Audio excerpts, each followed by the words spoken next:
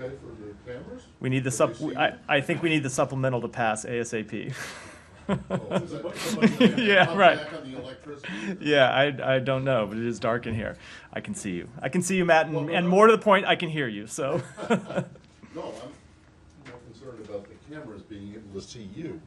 Well, there's enough light on him. I think we'll be. Is there? Okay. All right. All right. You have nothing?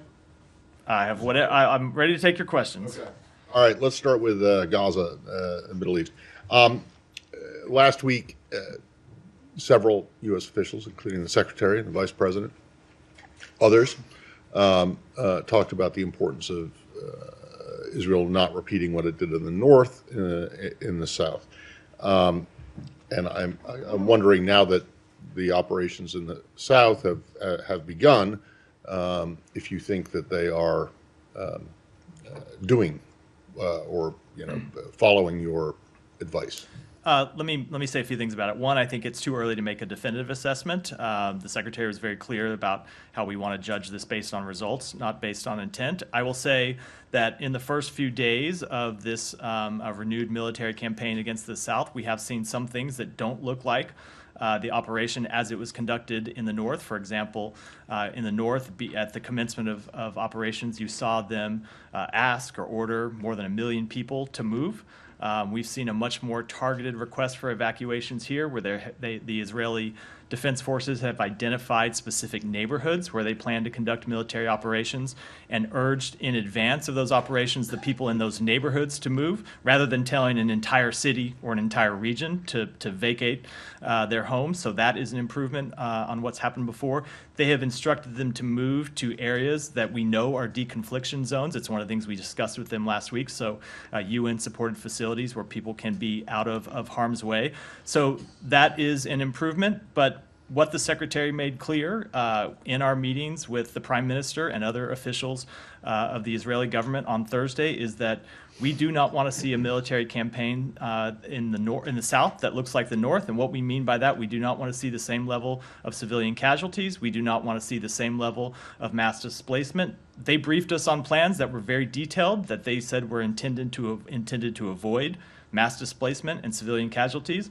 But as the Secretary made clear, it's not just intent that matters, it's results, and we are watching very closely and will continue to watch very closely before we draw any definitive assessments. Okay, but there are already reports that the operation in the south has taken a large civilian toll. Do you not? So you don't have a. You still think it's too early to say? I think it's too early to draw a definitive assessment. I will say that, unfortunately, we do expect to see civilian casualties as a result of this campaign. That is sadly true in all wars. It is especially going to be true in a war in a crowded urban environment where the opponent, Hamas, is using civilians as human shields and hiding themselves, hiding their fighters, hiding their infrastructure behind civilians. So what we have made clear to Israel is that we expect them to comply with international humanitarian law and do everything they can to minimize civilian harm, so we don't see a repeat in the south of what we saw in the north. And with respect to that, we're at the very early stage of the operation, and I think it's too soon to draw a definitive conclusion. Yeah. The Israeli government is conducting this investigation to look at Hamas using rape as a weapon of war against Israeli women and girls on the 7th. They say they've now collected more than 1,500 eyewitness accounts of sexual assault, sexual violence, including rape against women and girls that day. Is that something that the Biden administration condemns, and also have the Israelis shared any of that evidence with U.S. officials? I'm not going to speak to what they have and have not shared with us. We have been briefed extensively on a number of their findings. We don't, of course, have our own independent assessments to make right now. We don't have people on the ground conducting such assessments. But we have seen Hamas commit atrocities, both on October 7th and since October 7th. And we obviously condemn those atrocities and support Israel's actions to hold Hamas accountable for them. On Friday, the UN Secretary General said, I'm paraphrasing, but seemed to say that all this evidence should be investigated. As far as I'm aware, the UN has not confirmed that they will take up a separate independent investigation. Is that something I'm not aware whether they are, but certainly we support an investigation. The Israeli government is conducting one, and they have our full backing in doing that. Last question for you is, there's these reports now about, this is about the Hanukkah celebration period we're about to go into, Jewish organizations canceling celebrations, menorah lightings, something like that happened in London over the weekend. It also happened in Williamsburg, Virginia. I'm wondering if the State Department has a message for American Jews ahead of the holidays about how to approach public celebration. Yeah. I would say one of the very unfortunate, tragic things we have seen since October 7th is a rise in anti-Semitism, both here in the United States and around the world. And we condemn anti-Semitism in the strongest possible terms. We oppose anti-Semitism wherever we see it.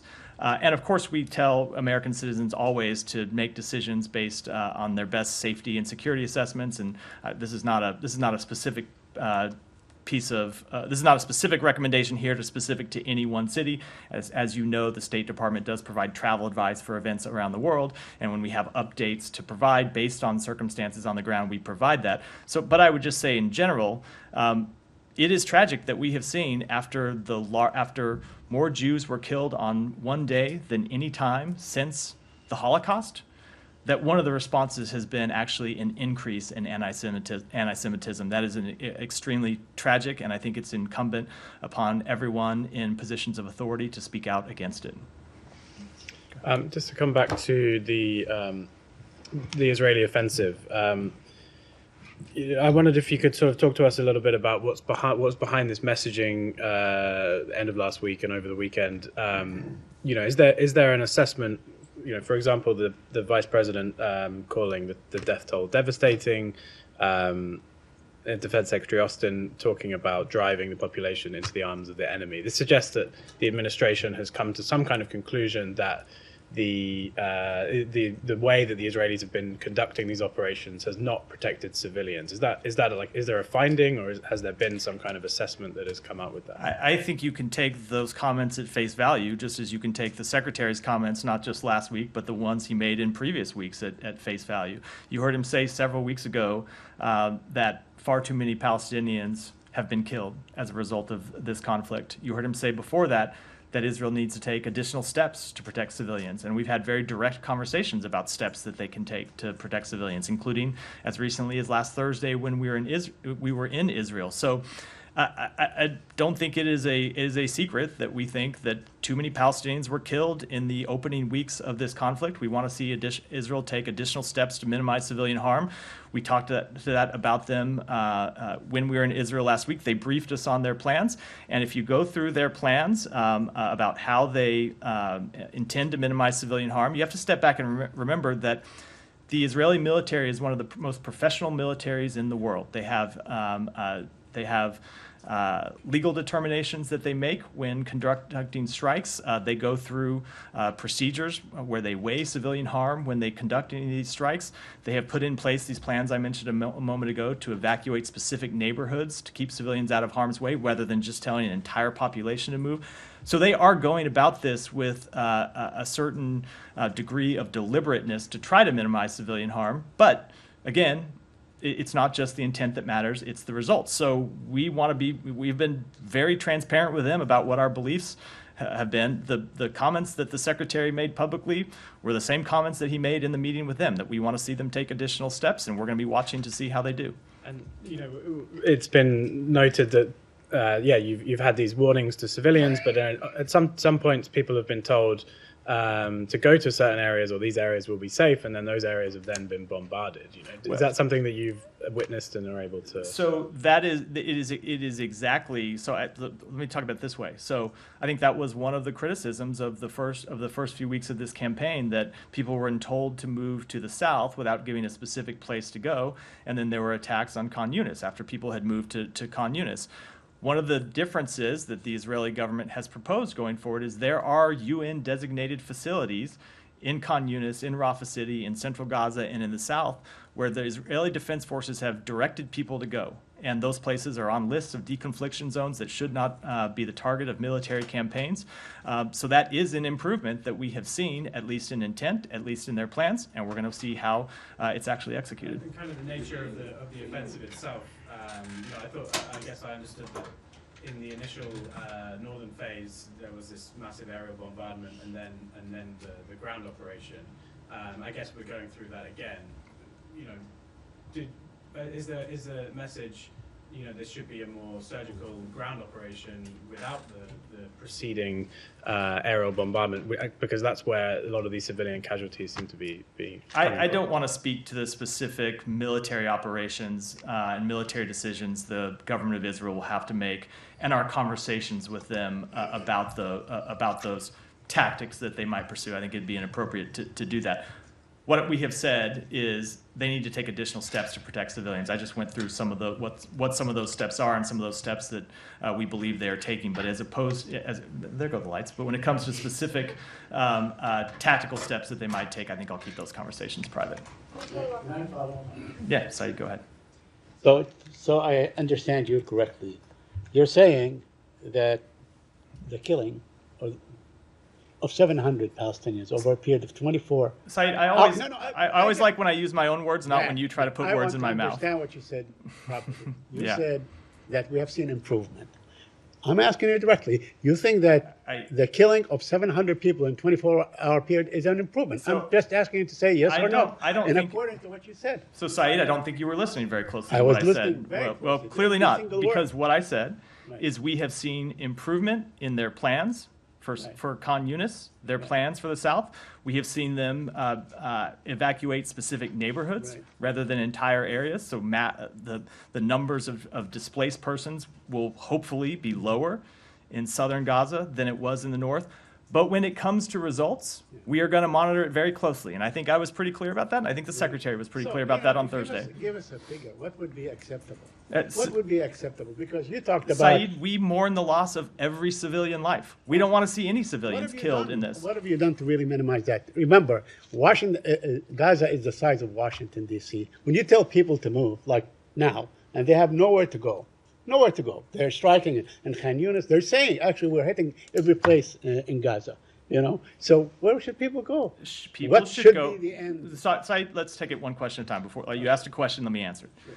People should go to the UN designated sites that are on Israeli lists as deconfliction zones that should not be the target of military campaigns. There are already people who are sheltering in those. As the campaign moves to the south and Israel evacuates specific neighborhoods or orders specific neighborhoods to be evacuated, that is where people should go. Okay, but we know that they bombed UN facilities and so on. Let me ask you a couple of other questions. You said that Hamas committed atrocities, right? Okay.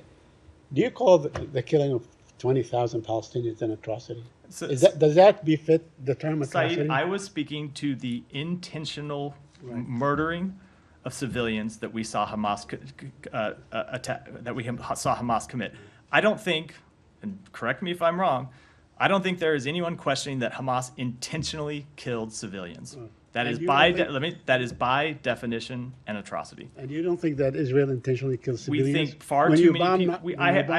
I have not seen evidence that they are intentionally killing civilians. We believe that far too many civilians have been killed. But again, this goes back to the underlying problem of this entire situation, which is that Hamas has embedded itself inside civilians, inside civilian homes, inside mosques, in schools, in churches.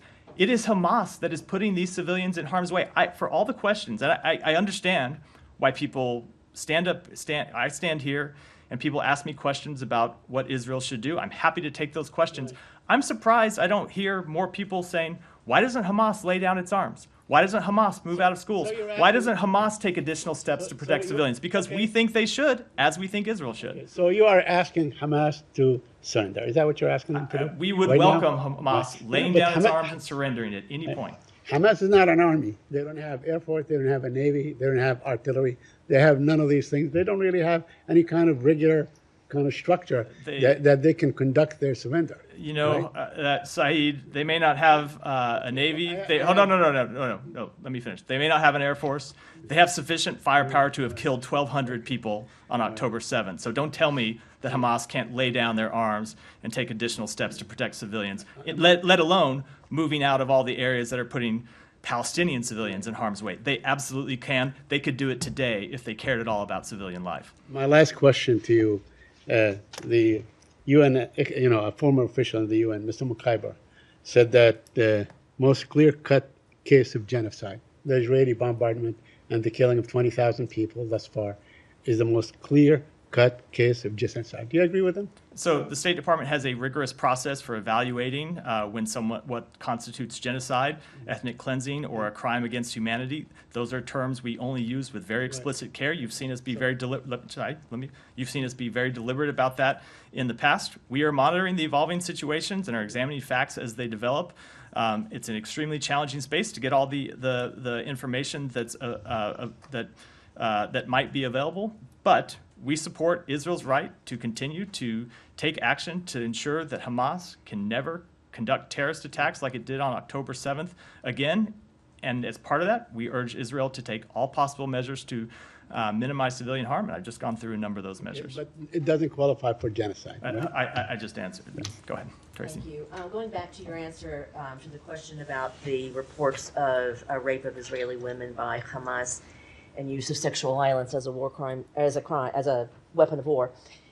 You said we've seen Hamas commit atrocities. We obviously condemn atrocities, but you didn't use the words rape or sexual violence. And I'm wondering if there's a reason for that, for not a more explicit condemnation of rape. Only because we haven't made an independent assessment our own. We've obviously seen the reports that Hamas has committed sexual violence. They've committed rape. We have no reason at all to doubt those reports. When you look at all the atrocities that Hamas carried out on October 7th and the atrocities that they have carried out since, the fact that they continue to hold women hostages, the fact that they continue to hold children hostages, the fact that it seems one of the reasons they don't want to turn women over that they've been holding hostage, and the reason this pause fell apart, is they don't want those women to be able to talk about what happened to them during their time in custody. Certainly, there is very little that I would put beyond Hamas when it comes to its treatment of civilians and particularly its treatment of women. Right. Yeah, go ahead.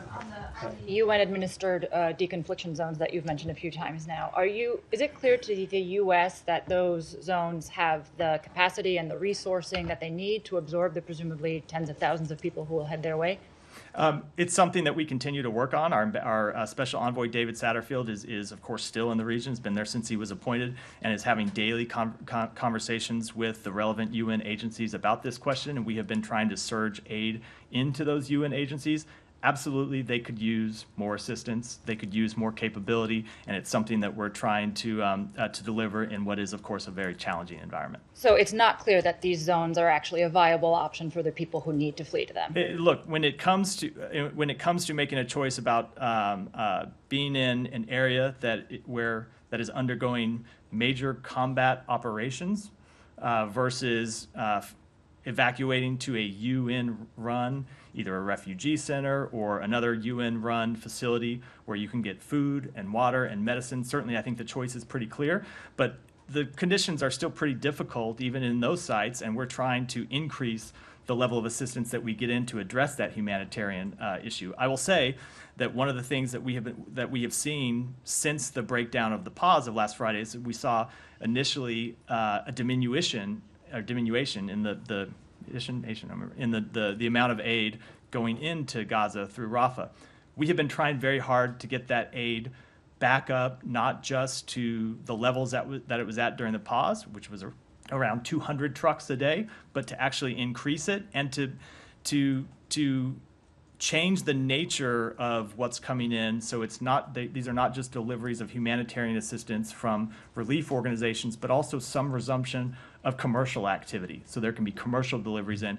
And I think we're making progress on that. We have urged that Kerem Shalom be reopened, not as a crossing, but for screening. I think we're making progress on that. So the answer, I know it's a very long answer to your question, but I think the answer is, it is not a perfect situation by any stretch of the imagination. There aren't a lot of perfect answers in this very difficult situation, but we're trying to improve it as much as we can. I do want to talk about the aid, but I just want to highlight the fact that, I mean, you've highlighted that one important step the Israelis are taking is to point to these deconfliction zones. But again, it is not clear that those are going to be a viable option for many or even most of the people who need to use them. I think that certainly the deconfliction zones are a place where people can go to be safe from attack. Some number of them, but maybe be some safe from won't. attack. The question is, but that said, we also need to increase the amount of food, water, medicine that's getting into to Gaza for those sites, as well as for other people. You know, most commercial activity is suspended, and so even if you're at home, you may not have access to food, water, and medicine, let alone in a refugee facility. So we're trying to get all this increased for the benefit of everyone inside Gaza. So on aid, you said you wanted to talk about it. So what is the picture right now? How many trucks are getting in? How many do you expect to get in the next several days?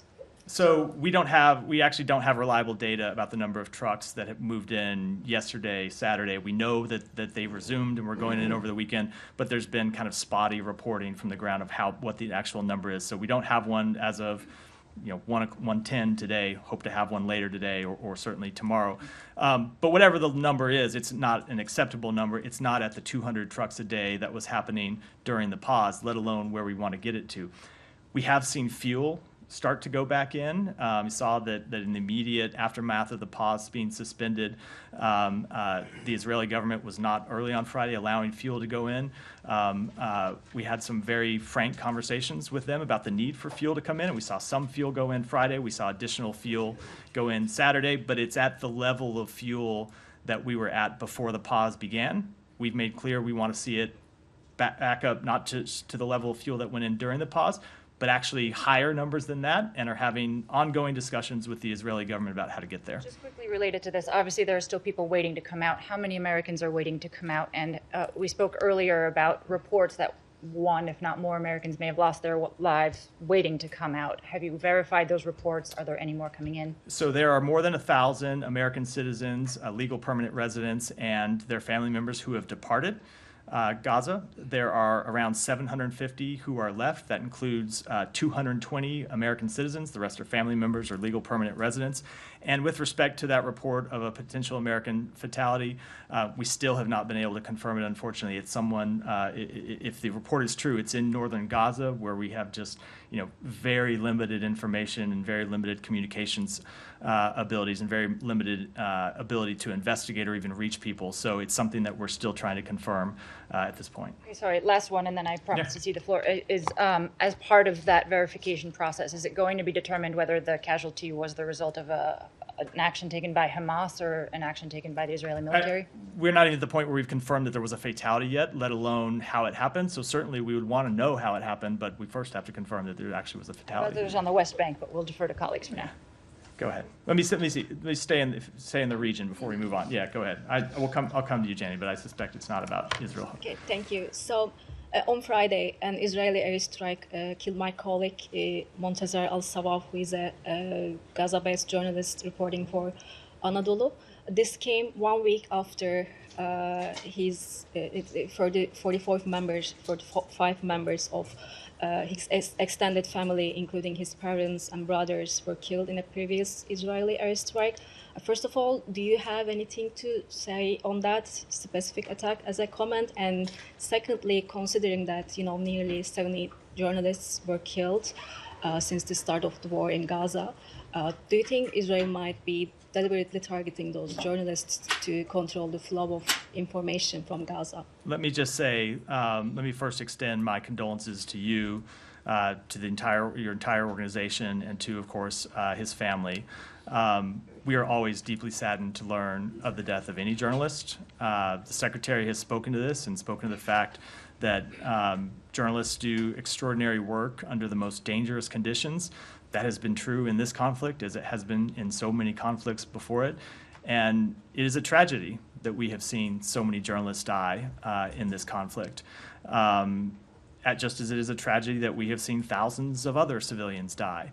I don't have any information to suggest that the Israeli government is targeting journalists in this conflict. But as I said, the Secretary has made clear it's not just intent that matters, it's results. And that's a conversation we're going to continue to have with them.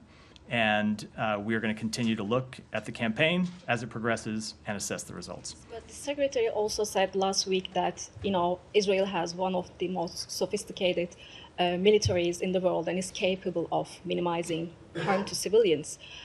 I mean, more than 15,000 Palestinians, including women, children, and journalists, were killed since October 7. Does that mean that, that killing of thousands of civilians, including journalists like my colleague, could have been prevented?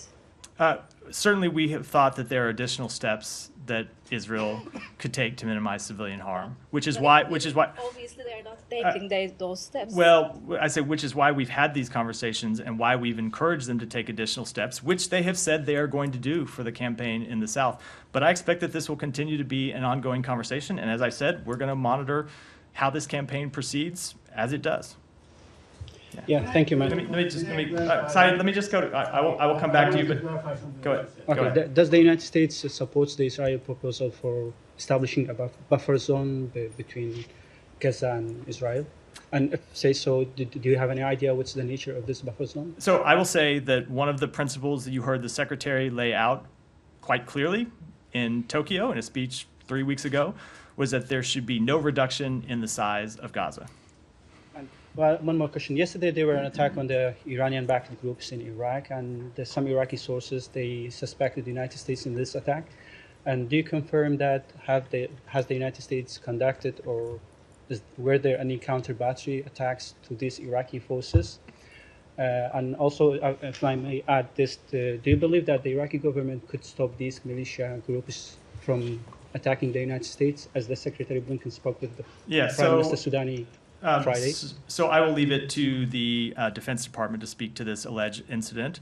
But one of the things that we have made clear to the Iraqi government, and Secretary Blinken made this clear to Prime Minister Soudani when they spoke on Friday, is that we believe the Iraqi government has the responsibility to prevent and respond to these attacks against American personnel who are in Iraq, again, at the invitation of the Iraqi government, to carry out de-ISIS activities.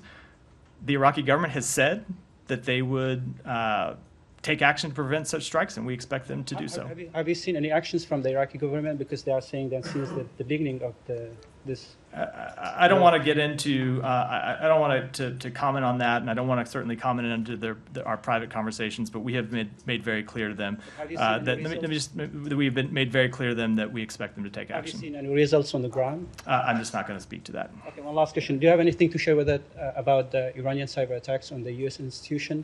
What's the level of the damage of this cyber attack? I don't. I know that my colleagues in other agencies have put out a statement on that, and I'll refer to that. Elizabeth, go ahead. Is it Houthi redesignation of the Houthis more likely after yesterday's attacks in the Red Sea? It is something that we continue to consider. We have not made a determination yet. You may recall that we lifted that designation when we found that the designation was a barrier to the delivery of humanitarian aid that would help civilians. So it's the subject of ongoing conversations inside the administration, but I wouldn't want to make put my hand on the scale one way or the other. And then just to follow up on that, is the administration concerned that this escalation from the Houthis could undermine the work you've done on the political process in Yemen?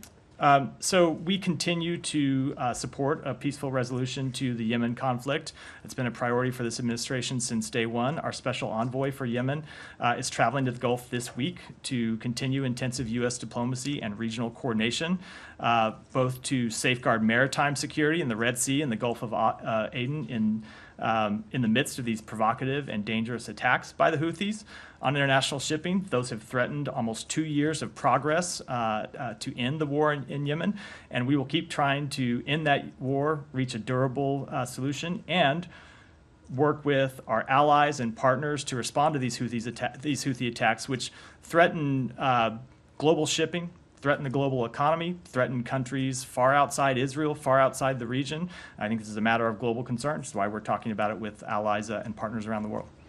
Matt, can I go back to something you said in response to one of the questions about sexual violence?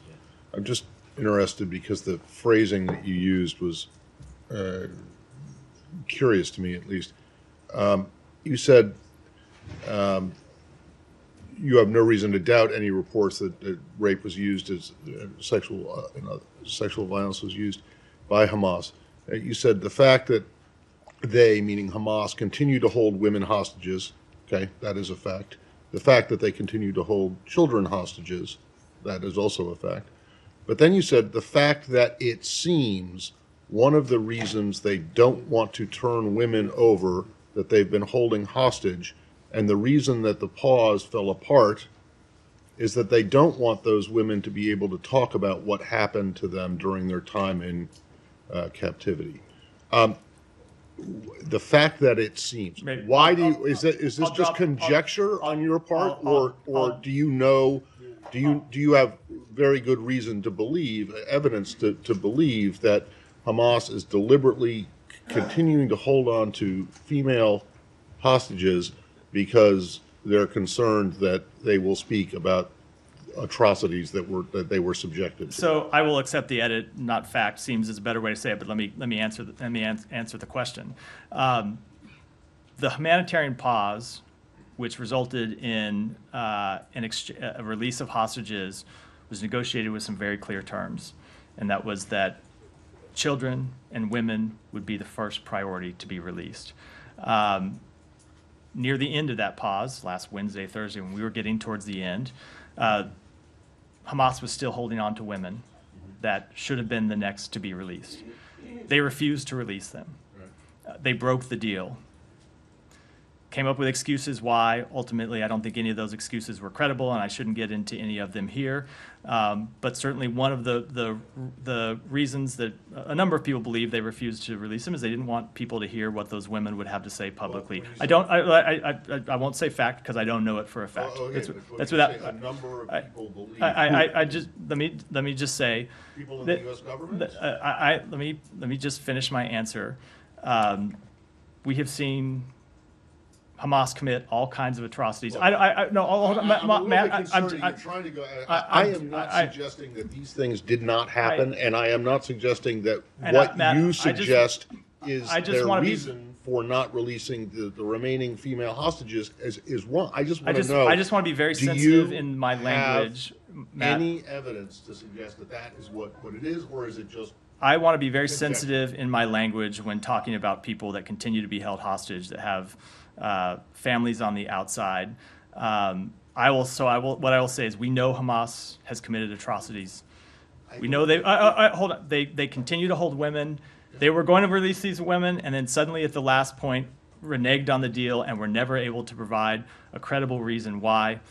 We hope that they will change their mind and release those women, but we haven't seen. But you don't know, though, for certain that the or a reason for them reneging on the deal and not releasing them is because they're worried about them speaking about. So I'm not able to speak with a definitive assessment that is the case. We would like to see them release the hostages so they could talk about whatever treatment or mistreatment they had undergone. Sorry, man. Just Saeed, I have gone to you never. Please, Matt, on this point. Elizabeth, go ahead. Matt. Olivia, sorry, Elizabeth. Can I follow on this? Saeed, I asked you. Saeed, I will come. Saeed, I will come to you. They could be soldiers. Saeed, I will come. There are women who are not soldiers who continue to be held. But there are No. women, Palestinian women, And they're in women. prison, right? So I will come back to you. You've had a number of Please. questions already. Olivia, sorry, go ahead. Just specifically on that point, there is still one American woman being held that we're aware of, right? Is everything that you're saying applicable to her situation? I don't want to expand any further than I have in my remarks, except to say that we do want to see her released. We had hoped to see her released as a result of these negotiations last week. Hamas reneged on the deal and wouldn't release her, but certainly we are concerned for her situation as we're concerned for the situation of all the hostages. Okay, West Bank. Yeah, go ahead with the West Bank. I promise I will come to you before the briefing's open. I promise. I just want to stay in the region a little bit longer before we move on. Go Sure. ahead. Well, the secretary last week said that he had made clear to his Israeli interlocutors that the U.S.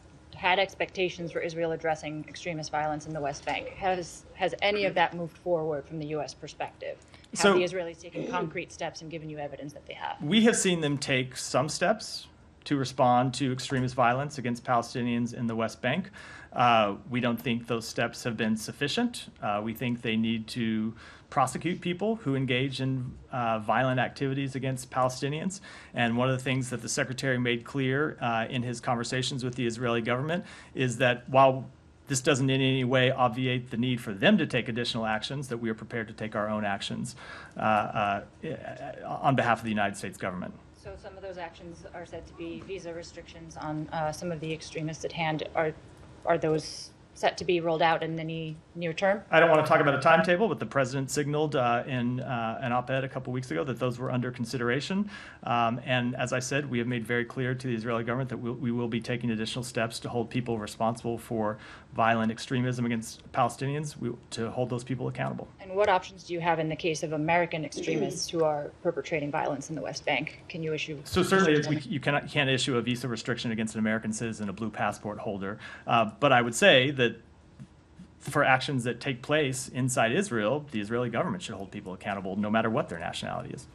All right, Janie, finally. Thank you very much, Matt. South Korea successfully launched a solid fuel space launch vehicle yesterday. How do you see this different from North Korea's recent military satellite launch? And I follow up. Well, so South Korea is not the subject of multiple UN Security Council resolutions over its dangerous and destabilizing activities in this area. And the second question, the State Department designated North Korea as a state sponsor of terrorism. What are your predictions about the possibility of North Korea as a state sponsor of terrorism engaging in dialogue with the United States in the future? So we have made clear that from the outset of this administration that we would welcome dialogue with the DPRK. We would welcome a peaceful resolution to our concerns over its destabilizing activities. We have made clear that we do not seek conflict with the DPRK in any form or fashion, but as of yet, those entreaties have all been rejected, and I wouldn't want to make any predictions about the future. Terrorism. Go ahead. Yeah. Thank you, Matt. On plot against an American citizen on India. According to New York Times report, I quote, India's intelligence services have long been accused of orchestrating targeted killing in the country's immediate neighbors as a plot against an American citizen foiled by the U.S. government informant and exposed in federal court. Do you think it should be stopped in anywhere and everywhere? And what is the Indian response as you expose these incidents? So two things. One, we have made clear that we oppose transnational oppression no matter where it occurs or who might be conducting it. That's not a comment specific to India. That's a comment specific to any country in the world. Second, with respect to this specific case, there's an ongoing law enforcement matter at issue here, and we don't talk about those from this podium. I would defer to DOJ to do that. But I would say that when this alleged incident was brought to our attention, we made very clear at the most senior levels of our government, the most senior levels of the Indian government, how seriously we would treat something like this. They have opened an investigation into the matter, and we look forward to seeing the results of that investigation. Two more on Bangladesh. In light of the current situation in Bangladesh, where the government conducting election in an unprecedented manner by detaining 20+ thousands opposition party leaders and activists, custodial death keeps rising as 3 opposition activists died in 6 days, arresting family members in absence of the targeted individual, allowing newly minted King's Party to participate to secure their win. All major political parties, including the main opposition BNP, boycotting the election. How does the U.S. government assesses the likelihood of free and fair election atmosphere in Bangladesh? Again, I'm not, and then I'm going to move on after this one because I've got limited time. I know there's a lot of people that still have questions. I'm not going to speculate on the outcome of the elections. I will say what we have said a number of times before, which is we will continue to engage with the government, opposition, civil society, and other stakeholders to urge them to work together for the benefit of the Bangladeshi people to ensure free and fair elections that are conducted in a peaceful manner. Sean, guys, one at a time. Sean, go ahead. Be quick. Cuba, Ambassador Rocha, do you have anything to say about him? The only thing I'd say, again, an ongoing law enforcement matter here, where you've seen an indictment unsealed today. We commend the work of law enforcement in this matter, the Department of Justice, the FBI, the Diplomatic Security Service here at the State Department, in the actions they have taken so far in this case. And we will, in the coming days, weeks, months, work with our partners in the intelligence community to assess any long-term national security implications for this matter. In terms of decision-making, I know it was quite some time since he was in senior positions, but is there any concern about the decisions that were made in the past about the ones that are carried out in light of his? Again, it was, as you point, some time ago. I think it's been over 20 years since he left the State Department. But with anything respect to the intelligence or national security implications of this, we're going to work with our partners in the intelligence community, others in the national security community, to make exactly those sorts of assessments. Sure. Could I stay in Latin America? Venezuela. Sure. A couple of things there, but the referendum regarding Guyana, do you have anything to say about that? Apparently 95% of the Venezuelans authorities have announced in favor of this. Do you have any message in terms of how Venezuela should go about after this? Do you recognize some legitimacy to the vote? How do you feel about it? I will say that we support a peaceful resolution of the border dispute between Venezuela and Guyana. The 1899 award determined the land boundary between Venezuela and Guyana should be respected unless or until the parties come to a new agreement or a competent legal body decides otherwise. So we would urge Venezuela and Guyana to continue to seek a peaceful resolution of their dispute. This is not something that will be settled by a referendum. Could I stay in Venezuela? Yeah. The statement that you issued late Friday about the sanctions relief in Venezuela, has there been any determination yet on whether Venezuela is actually, the Maduro government has gone ahead with its part of the bargain in this, and whether the U.S. is going to go ahead with sanctions? So they have not gone through with their part of the bargain. There are two additional steps that we want to see them take. We want to see them release political prisoners, and we want to see them release wrongfully detained Americans. That was part of the framework agreement that we had agreed to, that we had come to with them. They have not carried out their part of the agreement. We urge them to do so, but at the same time, we are considering the matter and will suspend some of the sanctions relief that we put in place earlier this year if we determine that adequate progress to the commitments they made to us have not been made. So still if it hasn't been a decision Correct. Yet. I'll be brief, but could I take you to another part of the world as well, to Niger? The authorities in Niger quit over the weekend the anti-jihadist force, the G5, and a Russian delegation has come in today. Is there any greater worries about the trajectory of Niger and how things are going there? I don't think any additional worries. Obviously, this is a country that had a coup d'etat earlier this year, and what we are trying to do is directly engage with the Nigerian government as well as our partners in the region, other countries in the region, to try to urge them to get on a path back to democracy. We want to see them take quick, credible steps towards a civilian-led government. We're not seeing those at this time, but that will be the policy outcome that we continue to try to achieve. Just finally, Ambassador Fitzgibbon is, according to reports in the region, about to present her credentials formally.